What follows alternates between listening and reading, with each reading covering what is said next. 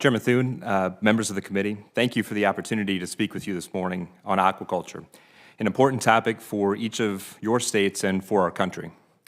My name is Mark Luecke. I'm the Managing Director and CEO of Prairie AquaTech, a specialty feed ingredient and aquaculture technology company based in South Dakota. Like many of your constituents, I grew up on a small family farm in rural America. I graduated from business school and migrated to larger markets, pursuing a career in finance and eventually becoming an entrepreneur. 9 years ago, a group of civic leaders recruited me back to my home state to start South Dakota Innovation Partners. We had a mission of commercializing research from our nation's land-grant universities where innovation in agriculture was occurring. Our national security interest of protecting our country's food supply, the process of getting crops from our farmers' fields to food on our plates, became our investment thesis. More specifically, animal health and nutrition.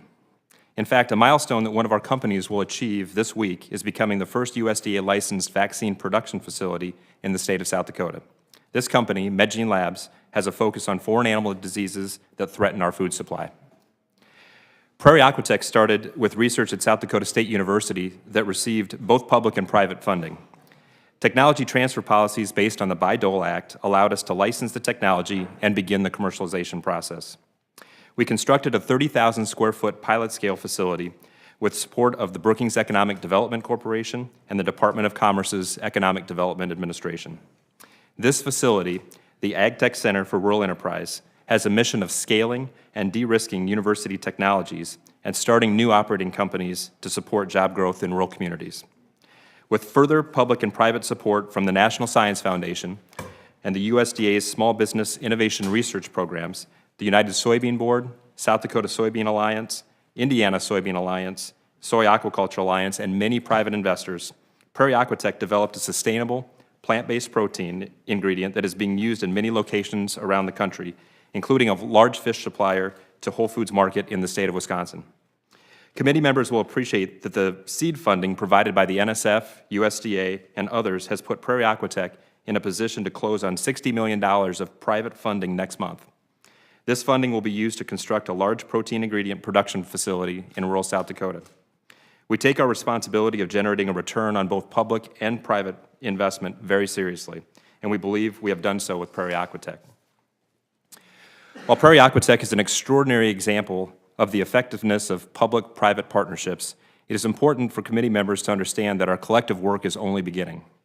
Despite a number of important policy statements supporting the growth of a sustainable aquaculture industry in the United States, we have made limited progress. Seafood remains one of our country's highest trade deficits in the natural resource category, while aquaculture remains one of the fastest growing segments in the agriculture outside the U.S. We believe the reasons for our country's slow growth in aquaculture include 1, the unavailability of high-quality feed ingredients produced locally, which equates to over 50% of fish production costs, 2, the unavailability of investment capital to construct more fish production facilities, and 3, an inefficient regulatory pathway permitting fish production facilities while preserving our marine and land-based environments. An opportunity exists to improve our position. With partner support, Prairie AquaTech has solved the first challenge of high-quality feed ingredients produced locally. Soybean farmers across many of your states have been searching for new and higher-value uses of soybean meal given an increase in supply and global competition.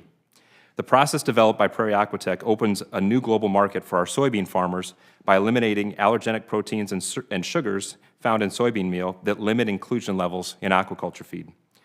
The process also increases phosphorus availability to the animal so that fish production facilities no longer discharge phosphorus in the surrounding environment. Imagine our country feeding local, plant-based protein ingredients that are 100% digestible to fish, which have the highest feed conversion rate of all animals in an environmentally conscious manner. This is a major win for all of our constituents.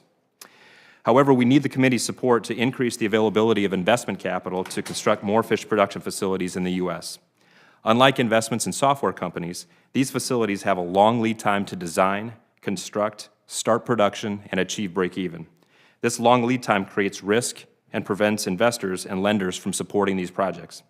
We propose a public-private advisory group with a mission of recommending economic policies to the committee that create incentives and reduce risks for private investors and lenders to support more fish production facilities. Similarly, we need the committee's support to establish an efficient regulatory pathway permitting fish production facilities in the U.S.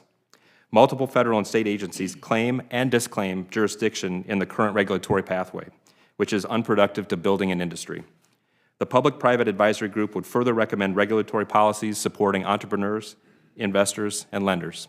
I appreciate the committee members' time and attention. Thank you very much, Chairman Thune.